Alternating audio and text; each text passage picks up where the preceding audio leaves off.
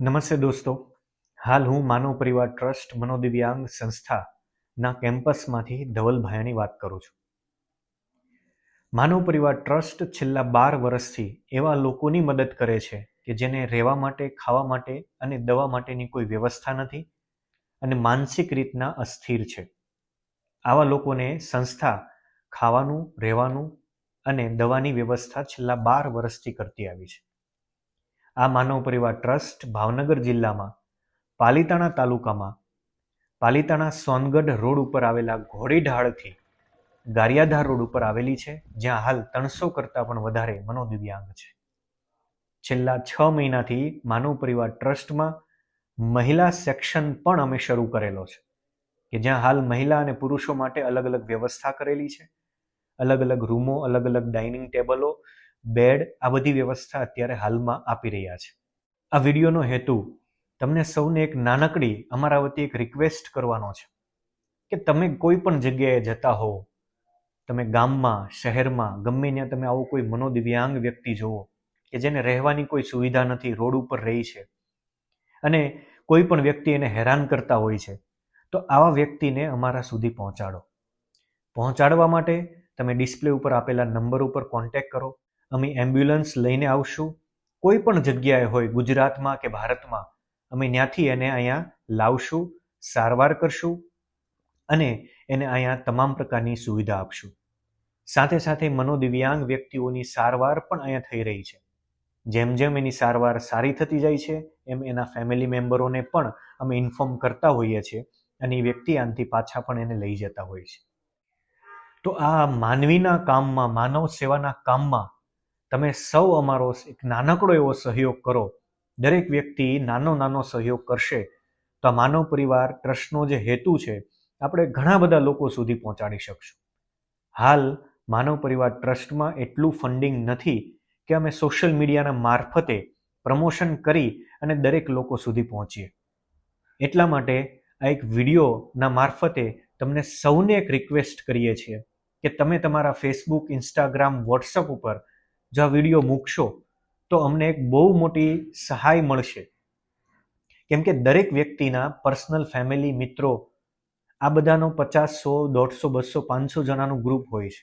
જો તમે એક વિડીયો 24 કલાક માટે અમારો મૂકશો તો અમને 50, 100, 500 જણા લગી અમારી કનેક્ટિવિટી બનશે, અમારી માહિતી જશે અને એ 500 જણા જ્યારે રોડ ઉપર નીકળતા હશે તે માનવ પરિવાર ટ્રસ્ટની આંખ અને કાન બનશે.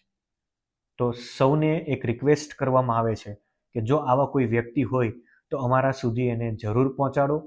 અને આ માનવ પરિવાર ટ્રસ્ટ ભાવનગરમાં રજિસ્ટર NGO છે અને દરેક વ્યક્તિનું પોલીસ વેરિફિકેશન પણ અમે કરીએ છીએ, જેથી કરીને સંસ્થાની તમામ વસ્તુ એક ટ્રાન્સપરન્સી સાથે અમે લોકો સુધી પહોંચાડવાનો પ્રયત્ન કરીએ છીએ. સંસ્થા સવાર, બપોર અને સાંજનું ભોજન જ્યારે યુટ્યુબ ચેનલ ઉપર લાઈવ કરે છે તો દરેક વ્યક્તિ એ પણ જોઈ શકે છે કે અમે દરેક વ્યક્તિઓને જે ભોજન આપીએ છીએ, સંસ્થામાં જે એક્ટિવિટી થાય છે, તો અમે સંસ્થાના યુટ્યુબ ચેનલ પર લાઈવ કરીને પણ અમે આ દેખાડતા હોઈએ છીએ.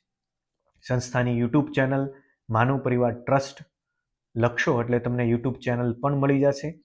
તો દરેક દર્શક મિત્રો અમને એક આ નાનકડી જો હેલ્પ કરી દેશે તો અમે અમારો હેતુ લાખો લોકો સુધી પહોંચાડવામાં સક્ષમ બનીશું.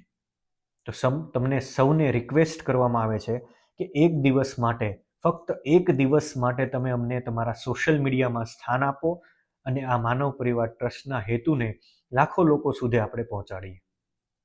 આ વિડીયો સાંભળવા માટે તમારો ખૂબ ખૂબ આભાર અને શેર કરશો તો અમે દિલથી તમારું ધન્યવાદ કરીએ છીએ. અને જો તમે માનવ પરિવાર ટ્રસ્ટને કોઈ પણ રીતના મદદરૂપ થવા માંગતા હો, કપડાં આપીને, દવા આપીને, ભોજન આપીને, તો નીચે ડિસ્પ્લે પર નંબર આપેલો છે અને તમે ફાઇનાન્શિયલ પણ મદદ કરવા માંગતા હો તો સંસ્થા ઉપર આવો, વિઝિટ કરો અને જો તમને અમારું કાર્ય વ્યવસ્થિત લાગે છે અને અમે કહીએ એ પ્રમાણે લાગે છે તો જરૂર તમે મદદ કરજો. અને એના માટે ડિસ્પ્લે ઉપર અમે QR કોડ પણ આપેલો છે. અને જો ભાવનગર અથવા તો સૌરાષ્ટ્રના પ્રવાસમાં આવવાનું થાય તો જરૂર અમારી સંસ્થાનો એકવાર વિઝિટ કરજો.